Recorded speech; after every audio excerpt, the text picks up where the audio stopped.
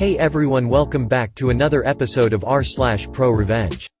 In today's episode, this is how I stopped the gossip for good.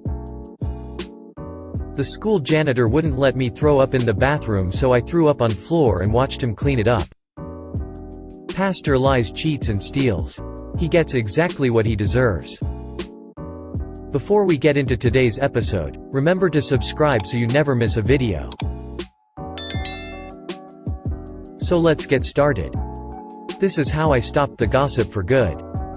My mum had a fairly consistent habit of gossiping, and sharing quite personal information around. We knew she was doing it, but she would adamantly deny having ever done such a thing.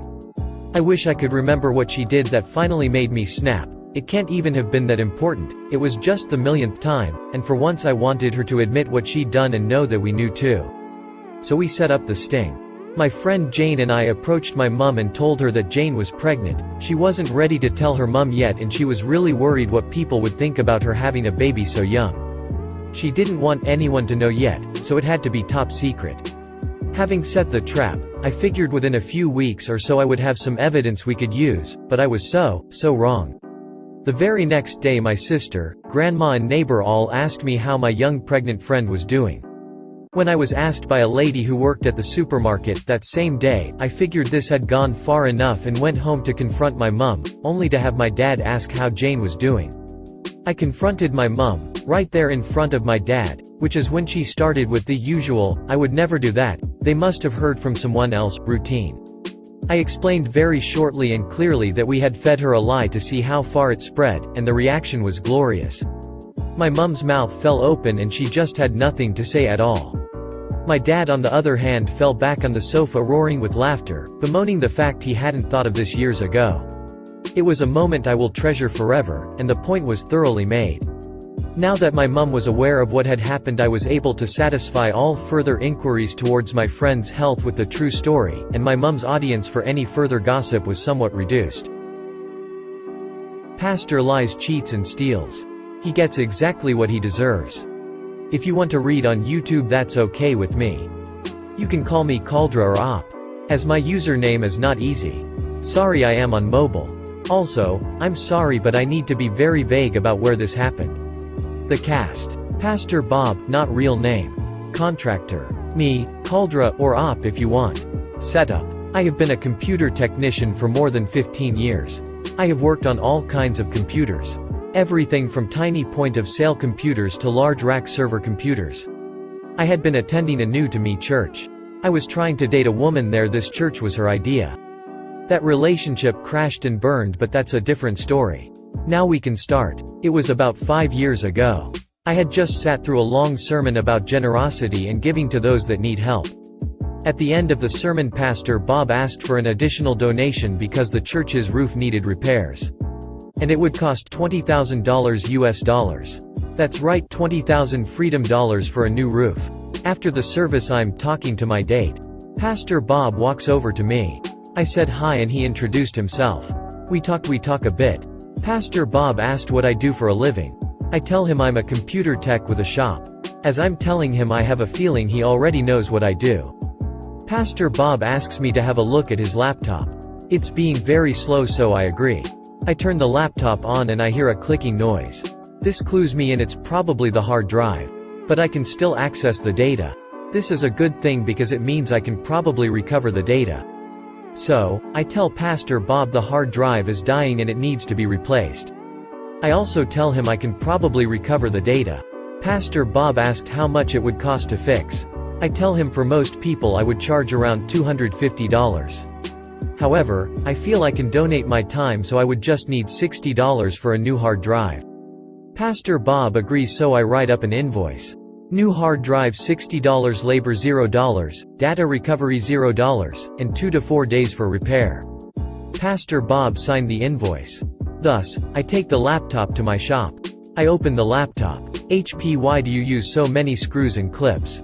I get the hard drive out and connect it to my recovery rig. I set up the recovery to clone the data to a new hard drive.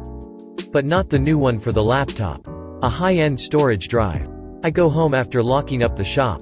Next day, Monday, I open the shop and check the recovery rig. It's working, but it will take at least 10 more hours.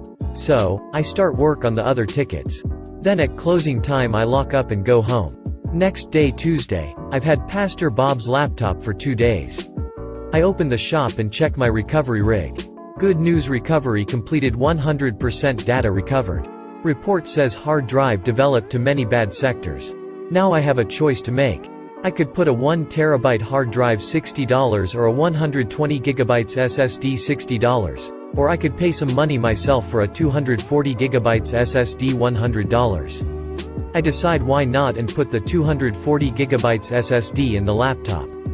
I then clone all the data over from the new recovery storage drive to the new 240 gigabytes SSD. An hour later the clone is done. So, I check everything, the laptop works great and is exactly like how it was before the first hard drive died. Even the logins still worked. Therefore, I call Pastor Bob and tell him his computer is done. He says that's great, he will be here soon to get it. About 45 minutes later Pastor Bob walks in. I show him his laptop working and much faster. He loves it and signs the pickup form. He then pays me with a check for $60. It's important he paid with a check. I do a bank run on Monday and Friday. So that Friday at the bank, I am informed that Pastor Bob's check is void. What? Why? Pastor Bob had placed a stop payment on the check. Consequently, I called him and he ignored my call. I go to church on Sunday. Pastor Bob gives a sermon about not lying. I walk up to talk to him and he avoids me. So, I leave and decide I'm going to write it off. I spent $100 and some time to do something nice. A few weeks later a customer walks in looking for a new computer. To welcome him I offer him a drink and go over his options. I'm chatting him up and he tells me he is a contractor, he mostly does siding and roofing. He is thinking about offering solar. That's why he is getting a new computer. I ask how much does a new roof cost?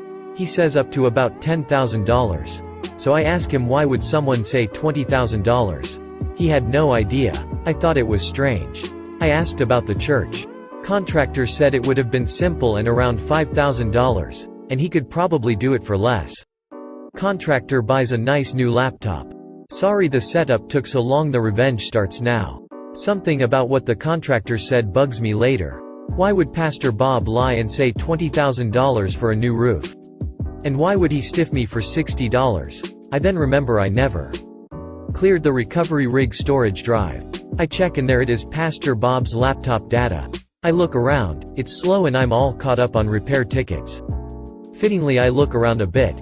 He had all of his logins stored in a folder on the desktop, including his online dating logins and online poker. Did I ever mention Pastor Bob is married? I start printing his online dating messages. I look back and find Pastor Bob had been adult hugging several women from his online dating. He had been paying for his dates from the church's donation fund. I am getting angry now. Then I realize he had adult hugged the woman I was dating when I was dating her. It was then I decided to break Pastor Bob. I printed out all his dating messages and the women he adult hugged. For the last 6 months, except I refused to print the naughty pictures. It was an impressive packet. I then decide I need copies of the packet. Therefore, I order 100 packets printed from a major online printer. A few days later my order of revenge packets arrived. These revenge packets are amazing, double-sided, staple-bound, with a cover with Pastor Bob's face on it. Now the conclusion, and I think it's worth it. This church had a calendar of what the sermon might be about. A perfect Sunday was approaching. I go to church that perfect Sunday. I show up a bit late. Everyone is in the church, so I put a revenge packet on each car. I have a few revenge packets that are in yellow envelopes. Fittingly I put them in the mail. I sent one to all the high-ups in the church. And I sent a special packet with some of Pastor Bob's naughty pics to Pastor Bob's wife. I set the return address to the church. I also emailed a bunch of people the revenge packet from a burner email. A couple weeks after I went back to that church, Pastor Bob was gone, so was the wife. Several of the women were also gone, including the one I was dating. I asked one of the important people there, what happened? The answer was amazing. I was told about the revenge packet and how everyone had gotten one. The day my revenge packet appeared, the sermon Pastor Bob had given was about the evils of adultery and cheating on your wife. Thank you, church calendar. The fallout. Pastor Bob was fired and shunned. Multiple women from the church have not returned, including the one I was dating. Pastor Bob's wife is divorcing him. And she is the one that owned the house and cars. No longer Pastor Bob is now being sued by several people, including the one that fixed the roof. He never paid any of them. There were also rumors of a criminal case for embezzlement. No one has seen Bob in a while now. The church might close if they can't find a new pastor. But the church's money is very low. Apparently, he also spent over $30,000 on online gambling. The school janitor wouldn't let me throw up in the bathroom, so I threw up on floor and watched him clean it up. Back in high school it was final exam week. I was very ill, but I had to pull through the day. I threw up every hour on the hour. There was only one bathroom on each floor for students. It sucked major ass because you usually had to walk far to go. I felt okay after puking for the millionth time, but that soon faded after 20 minutes, so I go sprinting for the bathroom.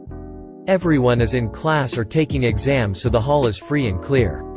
Well, the janitor decided this was the time to clean the bathrooms. While he's cleaning one bathroom, he locks the other bathroom for some reason. I tried to use the girls' bathroom and he stood in the way. I told him I had to throw up and he said, "Do it somewhere else," and blocked the door. The boys' restroom was locked, so I leaned over the trash can attached to his cleaning cart. He yelled at me and shooed me away. I was pissed and couldn't hold it anymore, so I threw up on the floor 15 feet down the hallway. I probably dragged a good splash of vomit 10 feet down the hall. The vice principal came out of the office as this was happening. She was actually my English teacher for years before she became vice principal, so we were close. She took me to her office and cleaned me up. I told her what happened. She made him clean up my puke. I watched from the office, and then she fired him on the spot. He had been an asshole to multiple students. My experience was the last straw, apparently. If you made it to the end of the video, thanks for watching. Remember to subscribe and we'll see you in the next video.